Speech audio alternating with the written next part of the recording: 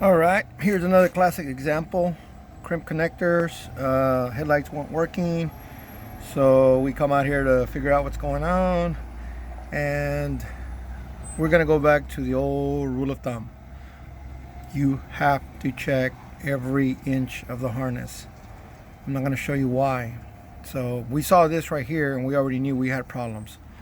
But rather than get sidetracked, we went to some ohm testing, meter work, and some homemade tools to figure out what was going on. And what we found out in the end, I'm going to show you. It's already been repaired, but I'm going to show you where we found the break that was causing all the problems. Let's see if we can get over there.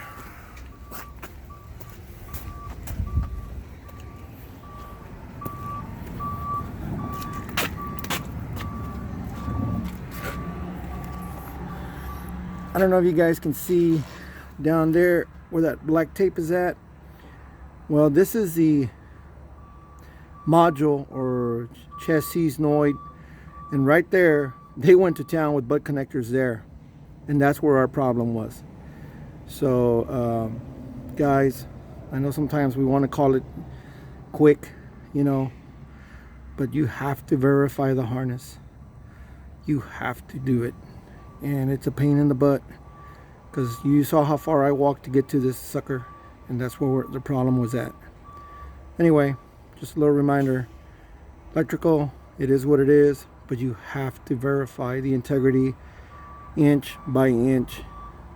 No matter what you got to do to get at it, you got to verify. And that was under wire loom harness cover and everything else, and we found it. So anyway, thanks for watching.